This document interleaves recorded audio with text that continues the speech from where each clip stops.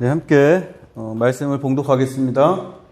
오늘 말씀은 누가복음 4장 16절에서 30절 말씀입니다.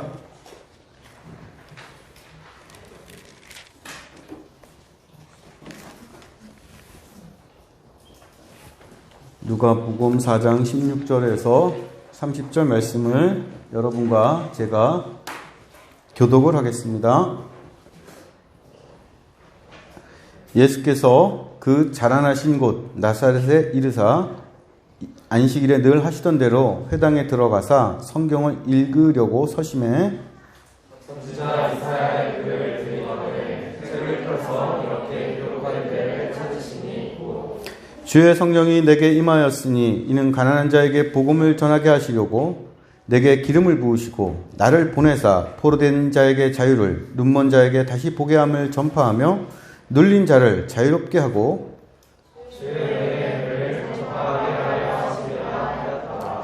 책을 덮어 그 맡은 자에게 주시고 앉으시니 회당에 있는 자들이 다 주목하여 보더라. 예수께서 그들에게 말씀하시되 이 글이 오늘 너희 귀에 말하느니라 하시니 그들이 다 그를 증언하고 그 입으로 나오는 바 은혜로운 말을 놀랍게 여겨 이르되 이 사람이 요셉의 아들이 아니냐. 예수께서 그들에게 이르시되 너희가 반드시 그 사야로 자신을 고치라 하는 사람을 인용하여 내게 말하기를 너와 나오나 나와하면서 하시는 일을 내 고향 여기서도 행하라 하리라. 또 이르시되 내가 진실로 너희에게 이르노니 선지자가 고향에서는 환영을 받는 자가 없느니라.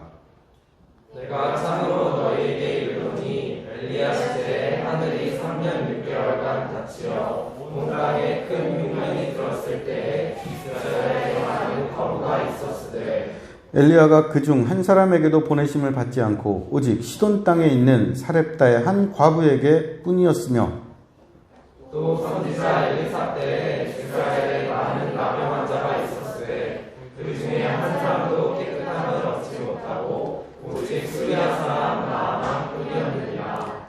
회당에 있는 자들이 이것을 듣고 다 크게 화가 나서 일어나 동네 밖으로 쫓아내어 그 동네가 건설된 산 남거지까지 끌고 와서 밀쳐 떨어뜨리고자 하되 예수께서 그들 가운데로 지나서 가시니라.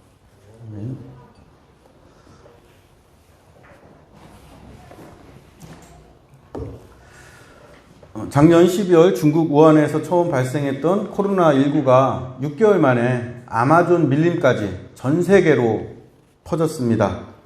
이것은 교통의 발달로 전 세계가 그전과는 비교할 수 없을 정도로 빠르고 밀접하게 연결되어 있기 때문입니다. 근대와 이 산업화는 철도와 비행기라는 획기적인 이동수단을 만들어냈고 지리적인 한계를 넘어서 인류를 서로 연결시키고 활동 범위를 확장시켰습니다. 그리고 이러한 현상은 인간의 삶을 그전과는 아주 크게 바꿔 놓았죠. 근대 이전의 인간은 타고난 지리적인 조건의 메인 존재, 지역 공동체, 쉽게 말해서 고향의 영향을 절대적으로 받는 존재였습니다. 그래서 어떤 사람을 말할 때 고향이 어디인지를 먼저 알렸고 고향은 곧 그 사람이 누구인지를 알려주는 가장 핵심적인 정보였죠. 근데 이전의 사람들에게는 지금 우리는 상상하기 어려울 만큼 고향과 아버지가 절대적으로 중요한 것이었습니다. 나와 아버지와 고향이 그냥 하나였어요. 우리가 잘 아는 레오나르도 다빈치가 있죠. 레오나르도 다빈치의 정식 이름이 레오나르도 디세로 피에르 다빈치입니다. 이탈리아로 다빈치는 빈치에서, 디세로는 누구누구의 아들이란 뜻이에요. 그러니까 레오나르도 디세로 피에르 다빈치는 빈치라는 동네에 사는 피에르의 아들 레오나르도라는 뜻입니다. 이름에서부터 고향과 아버지가 레오나르도라는 개인과 연결되어 있죠. 레오나르도 다빈치가 그 이름으로 북이탈리아에 있는 작은 도시 빈치를 500년 동안 유명하게 했습니다. 그런데 우리 예수님은 이스라엘 북쪽에 있는 작은 마을 나사렛을 2000년 동안 유명하게 만드셨죠. 고고학자들은 예수님 당시에 이 나사렛은 인구가 한 400명 정도 살았던 상당히 가난한 동네였다고 추정을 합니다. 이곳을 발굴해 보니까 포장된 길이나 비문, 건물터, 조금 비싼 도자기 조각 이런 게 전혀 발견되지 않았기 때문이죠. 2000년 전에 로마의 변방, 이스라엘의 또 변방 갈릴리 지역에 나사렛이라는 작은 동네가 있었어요. 인구 400명, 가구수로 따지면 4, 50가구가 살았던 가난하고 별 볼 일 없는 이 동네에 드디어 출세한 사람이 한 명 나타납니다. 이 지역 출신의 예수라는 젊은이가 특별한 능력으로 기적을 행하고 사람들을 지혜롭게 가르쳐서 다른 사람들의 큰 존경을 받는다는 소문이었어요. 이런 소문에 나사렛 사람들은 이 젊은이가 고향을 한번 방문해 주기를 간절히 기다렸겠죠. 비유를 하자면 미스터트롯에서 1등한 포천의 아들 이명웅의 콘서트를 기다리는 포천 국민 마음 같았을 거예요. 그리고 드디어 어느 날 예수님이 자기 고향으로 돌아와서 안식일에 예배를 드리러 회당을 방문합니다. 회당은 예루살렘 성전이 파괴된 후에 유대인들이 자신들의 신앙을 지키기 위해 지역별로 세운 유대교 시설입니다. 우리로 하면 교회와 마을회관의 기능을 합쳐놓은 것 같은 곳이었어요. 유대인들은 안식일에 이 회당에 모여서 성경 낭독하는 걸 듣고 그 뜻을 해석하는 설교를 나누었는데 여기에 예수님께서 오신 겁니다. 사람들은 이때다. 드디어 다른 동네에서도 유명하다는 우리 고향 사람의 설교를 듣게 되었다. 이렇게 기대하면서 평소보다 더 많은 사람이 모였을 겁니다. 그리고 다른 때에는 회당장이 있던 성경을 예수님에게 주고 낭독을 요청하고 설교를 부탁하죠. 이건 고향 사람들이 예수님을 아주 높이 평가하고 특별하게 대우했다는 증거입니다. 사람들의 요청을 받고 예수님께서 이사야서를 읽으세요. 이사야서를 읽는데 특별히 기록된 것을 찾아서 읽으셨습니다. 이건 예수님께서 중요하다고 생각하는 부분을 신중하게 선택해서 읽으셨다는 뜻입니다. 예수님께서 고향 나사렛 회당에서 이사야서를 읽으신 이 사건을 성서학자들은 나사렛 선언, 메시아 선언이라고도 부릅니다. 예수님께서 이사야서를 통해서 자신이 어떤 부르심을 받았고 무슨 일을 하러 오신 건지 분명하게 밝히고 선언하셨기 때문입니다. 예수님께서 특별히 찾아 읽으셨던 이사야서의 9절, 예수님의 정체성을 선언하신 그 내용을 우리도 함께 읽어보겠습니다. 누가복음 4장 18절과 19절입니다. 함께 읽으시죠. 주의 성령이 내게 임하였으니 이는 가난한 자에게 복음을 전하게 하시려고 내게 기름을 부으시고 나를 보내사 포로된 자에게 자유를, 눈먼 자에게 다시 보게 함을 전파하며 눌린 자를 자유롭게 하고 주의 은혜를 전파하게 하려 하심이라 하였더라. 성령이 내려오시고 하나님께서 기름을 부어 예수님을 메시아로 삼으셨습니다. 예수님께서 메시아 되신 것은 성부, 성자, 성령 삼위일체 하나님의 함께 하신 사역이었죠. 그런데 도대체 뭘 하려고, 무슨 일을 위해서 예수님께서 성령과 기름 부음을 받으신 겁니까? 가난한 사람에게 복음, 기쁜 소식을 전하게 하기 위해서입니다. 그럼 뭐가 복음입니까? 뭐가 기쁜 소식이죠? 포로된 사람에게 자유가 주어지고 눈먼 사람들이 다시 보게 될 거라는 소식이 기쁜 소식입니다. 포로가 누굽니까? 예전엔 자유인이었지만 전쟁에서 패배해서 다른 사람에게 묶여 노예처럼 사는 사람들입니다. 눈먼 사람은 누굽니까? 우리나라에 한 해에 백내장, 녹내장, 망막질환으로 수술을 받는 분이 몇 명인 줄 아세요? 120만 명이랍니다. 이런 분들이 예전에는 다 맹인이 되셨어요. 수술법도 없고 위생도 불량했던 고대 사회에서 눈이 머는 일, 맹인이 되는 건 아주 흔한 일이었습니다. 예전엔 밝고 맑게 잘 봤는데 어느 날부터 흐려지고 어두워져서 마침내는 아무것도 분간하지 못하게 되는 상황. 그것이 눈머는 상황이죠. 이렇게 포로가 되고 맹인이 된 사람은 눌린 사람이 됩니다. 눌린 자로 번역된 헬라어 드라우어의 뜻은 밟혀 부서진다는 뜻이에요. 움직이지 못하고 보지 못하는 삶의 고통에 눌려서 그 사람의 인생이 으스러지고 깨진다는 뜻입니다. 예수님께서 왜 이 땅에 오셨습니까? 묶인 삶, 어두운 삶에 눌리고 부서진 이 땅의 사람들에게 너희는 다시 자유다, 다시 예전처럼 볼 수 있다는 복음을 전하셔서 참담 자유, 하나님께서 인간에게 원래 원하셨던 그 삶을 회복시켜 주시기 위해서였습니다. 예수님께서는 이런 자유와 회복의 의미를 주의 은혜해라는 용어로 분명하게 말씀해 주세요. 주의 은혜해는 구약성서에 나오는 희년의 다른 표현입니다. 그럼 희년이 과연 뭘까요? 레위기 25장 10절에서 17절을 읽겠습니다. 레위기 25장 10절입니다. 너희는 50년째 해를 거룩하게 하여 그 땅에 있는 모든 주민을 위하여 자유를 공포하라. 이 해는 너희에게 희년이니 너희는 각각 자기의 소유지로 돌아가며 각각 자기 가족에게로 돌아갈지며 그 50년째 해는 너희의 희년이니 너희는 파종하지 말며 스스로 난 것을 거두지 말며 가꾸지 아니한 포도를 거두지 말라. 이는 희년이니 너희에게 거룩함이라. 너희는 밭에 소출을 먹으리라. 이 희년에는 너희가 각기 자기의 소유주로 돌아갈지라.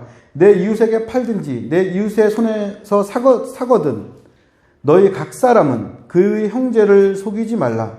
그 희년 후에 연수를 따라서 너는 이웃에게서 살 것이요 그도 소출을 얻을 연수를 따라서 내게 팔 것인지 연수가 많으면 너는 그것의 값을 많이 매기고 연수가 적으면 너는 그것의 값을 적게 매길지니 곧 그가 소출의 다소를 따라서 내게 팔 것이라.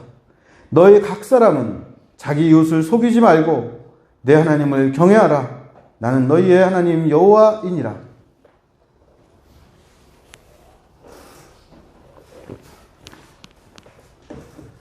희년은 히브리어로 요벨이라고 하는데 뿔라팔 소리라는 뜻입니다.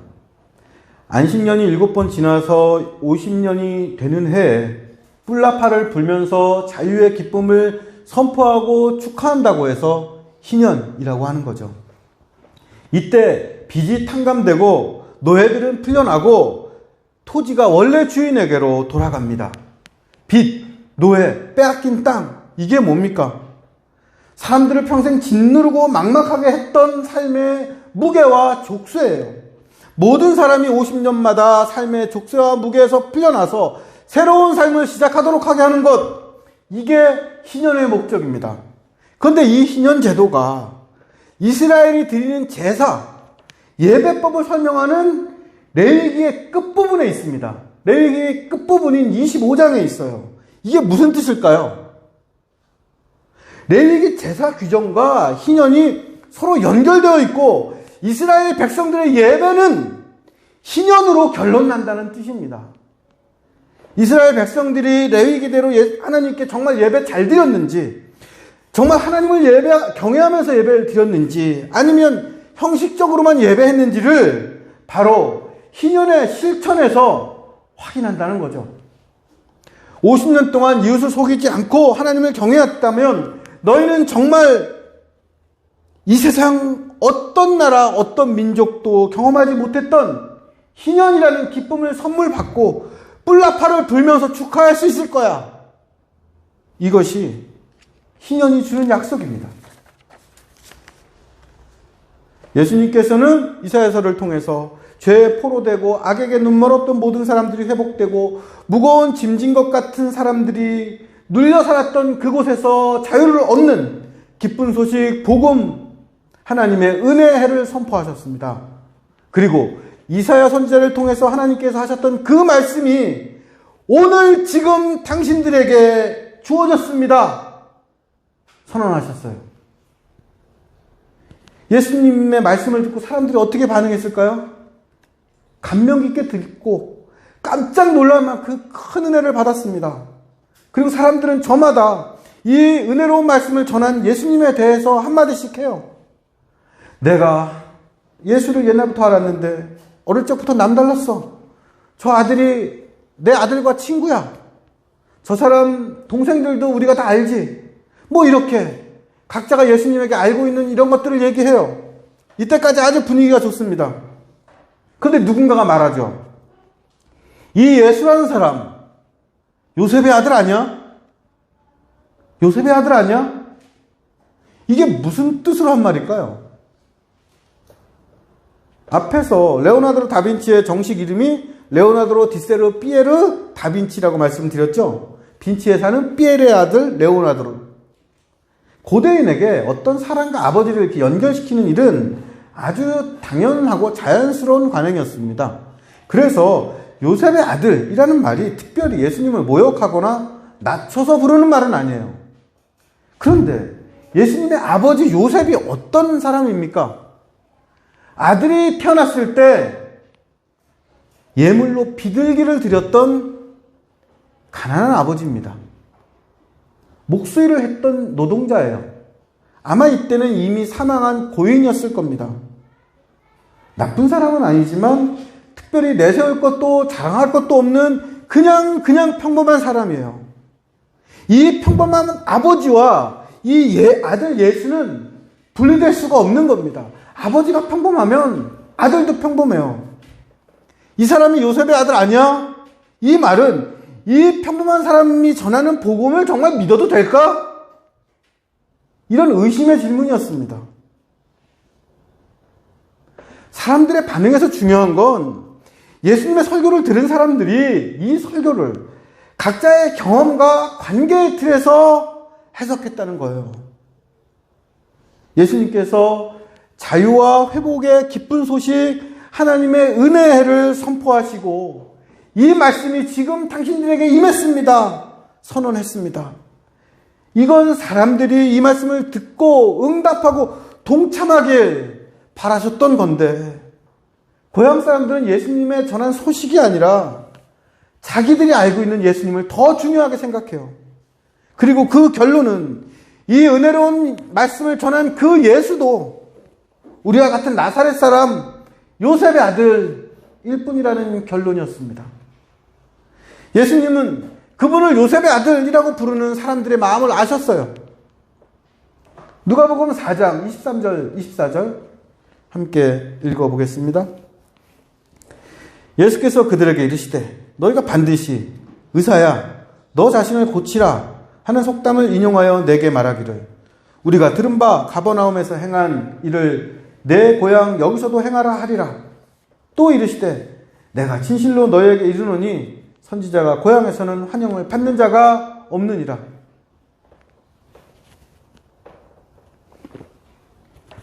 예수님께서는 고향 사람들이 그분에게 우리와 똑같아 보이는 평범한 당신이 복음을 선포할 만한 사람인지를 증명하고 기적을 보여달라고 할 줄을 미리 아셨습니다. 당신이 의사라면 그럴 자격이 있는 걸 우리에게 보이고 당신이 가버나움 다른 곳에서 행하셨던 놀라운 기적을 여기서도 베풀어서 당신이 전한 기쁜 소식이 정말 우리의 현실이 될 수 있는 걸 당신을 따르면 그 기쁜 소식이 말하는 자유와 해방을 우리가 경험할 수 있다는 걸 증명하라는 거예요.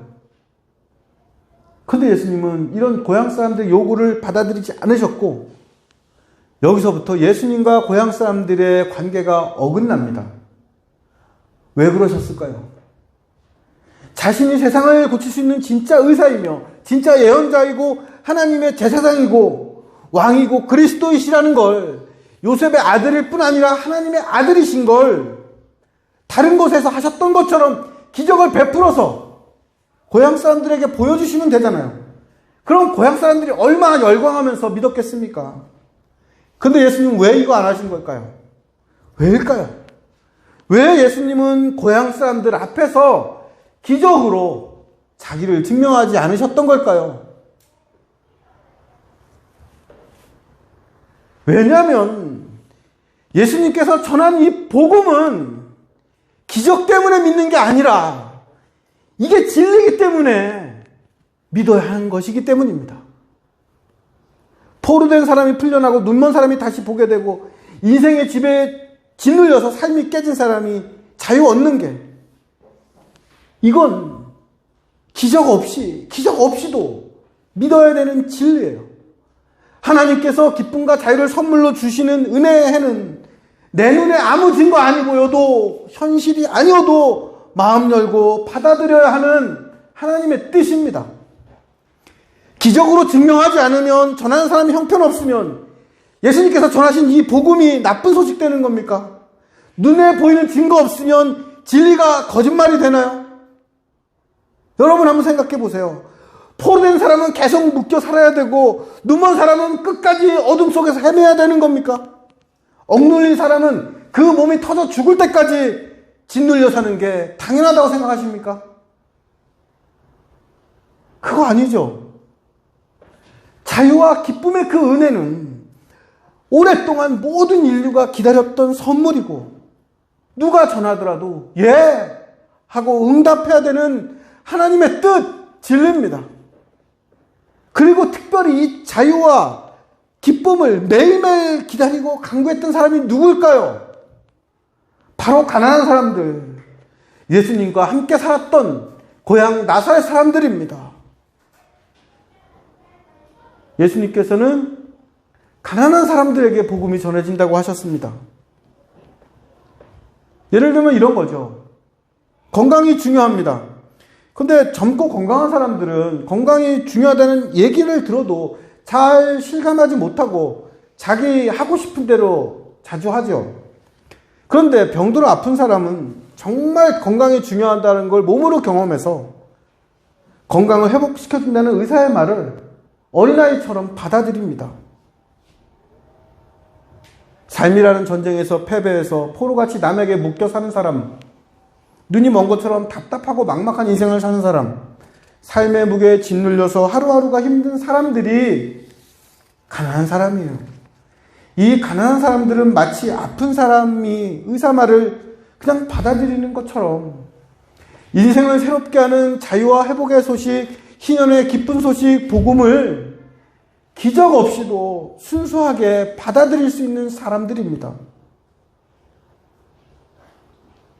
그런데 이 복음이 가난한 나사렛 사람들에게 전해졌는데 이 사람들이 이걸 받아들이질 않아요. 귀에 들린 복음을 응답하지 않습니다. 증명하라고, 기적 먼저 보여달라고 하죠. 어쩌면 그 전에 그런 희망을 믿고 헌신했다 손해보고 반역자로 몰렸던 불행한 경험 때문에 두려웠을 수 있습니다.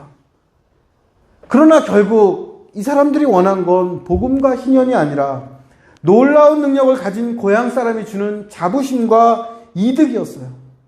그래서 예수님의 설교에 놀라고 은혜를 받았지만 이 설교에 예하고 응답하고 참여하진 않았던 겁니다.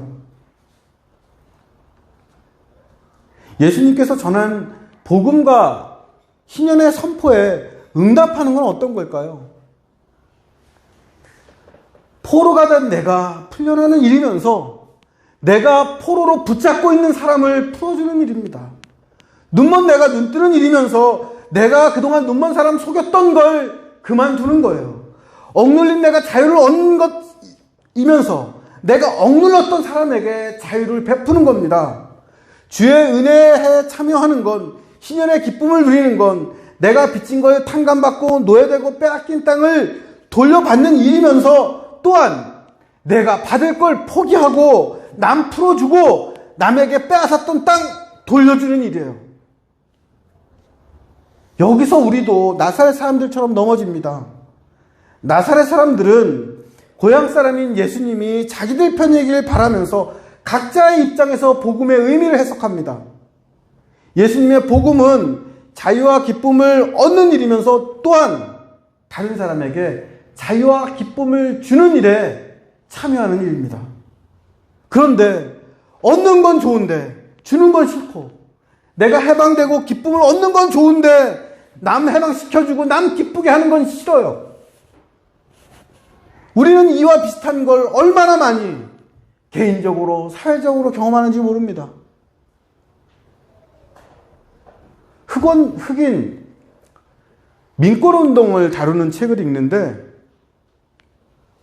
백인의 차별에 맞서서 투쟁했던 흑인 민권운동가들이 집으로 돌아가면 백인에게 당했던 그 폭력을 자기 아내, 여자들에게 푸는 얘기가 자주 나와요. 흑인과 백인이 동등한 인권을 가졌다고 믿으면서 흑인 남자와 흑인 여자가 동등한 인권을 가졌다고는 생각하지 않았던 겁니다. 재벌에게 노동자의 권리와 인간다운 삶을 요구하는 대기업 노조가 같은 사업장에 있는 비정규직 노동자의 근무 조건과 인간다운 삶에는 무관심합니다. 심지어 비정규직을 자기 고용의 방패막이로 사용해요. 같은 노동자라고 생각하지 않는 겁니다. 자기의 우월적인 지위를 포기하고 싶지 않은 거예요. 예수님께서 선지자는 고향에서 환영받지 못한다고 하셨습니다. 사람들은 같은 고향 출신 선지자가 같은 편이라고 생각되는 그 사람이 자기들에게 유리한 걸 말해주고 특혜를 베풀어 주길 바라요. 내 것은 포기하지 않고 좋은 걸 얻을 수 있는 방법을 그 선지자에게 기대합니다. 그러나 진짜 선지자는 모든 사람에게 적용되는 진리를 말하죠. 고향 사람들에게 특혜를 베푸지 않고 공평한 기준을 요구하기 때문에 결국 고향 사람들에게 환영받지 못하고 배신자 소리를 듣습니다. 나사렛에서 예수님께서 겪으신 일이 바로 그런 일입니다.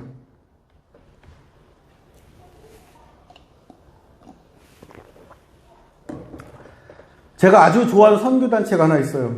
그런데 이 선교단체에서 얼마 전 불미스러운 일이 일어났습니다. 성희롱, 성추행 사건이 드러난 거예요. 근데 제가 보기엔 이 사건을 처리하는 지도부의 해결 방식이 아주 실망스러웠습니다. 화가 나서 여기에 대한 비판글을 막 썼어요. 근데 결국 이거를 공개하지 못했습니다. 쓰고 보니까 제가 쓴 글을 공개하면 저와 친하게 지냈던 분들이 곤란하게 되는 거예요. 상황을 살펴보니까 이런 사건이 있으면 늘 나서서 강하게 비판했던 분들도 말씀을 안 하세요. 한 달이 건너면 다 아는 사이이기 때문입니다. 고향 사람들이에요. 옛날처럼 지역적인 연고로 묶인 고향 사람은 아니지만 함께 활동하고 위로하고 서로 도우면서 가족처럼 묶인 사람들입니다. 고향 사람을 곤란하게 만들고 싶지 않아서 같은 기준을 적용하지 못하고 침묵해요. 그러던 중에 이 단체에 속한 어떤 젊은 친구가 아주 큰 상처를 받았다고 고통을 호소하는 얘기를 들었어요. 이번 사건을 겪으면서 그 단체에서 말하고 가르쳤던 하나님 나라도 별거 아니구나. 그냥 자기들끼리 쉴드 치는 얘기구나. 이런 생각이 든다는 거예요. 너무 미안하고 부끄럽고 속상했죠.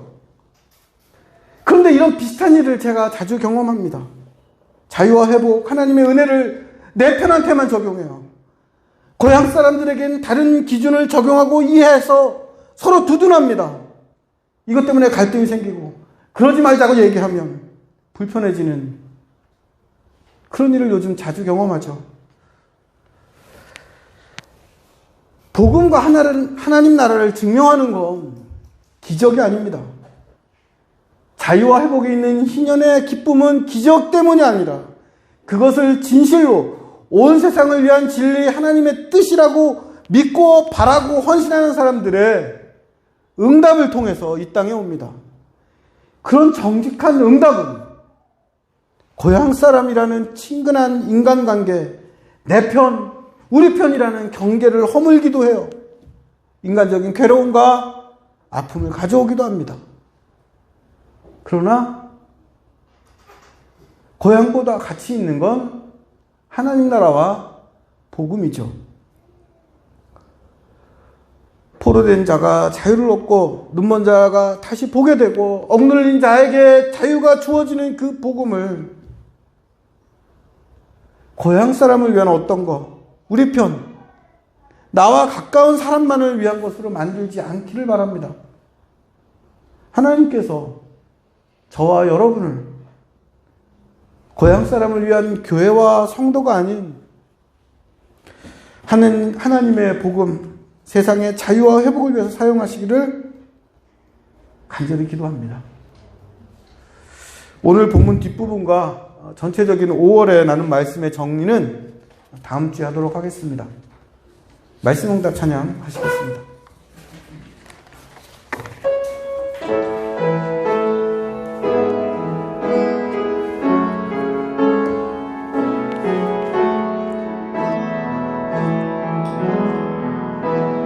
평화 하나님의 평강이 당신의 삶에 넘쳐나기를 평화 하나님의 평강이 당신의 삶에 가득하기를 축복합니다. 기쁨 하나님의 기쁨이 당신의 삶에 넘쳐나기를 기쁨 하나님의 기쁨이 당신의 삶에 가득하기를 축복합니다. 소망 하나님의 소망이 당신의 삶에 넘쳐나기를 소망 하나님의 소망이 당신의 삶에 가득하기를 축복합니다. 말씀을 기억하시면서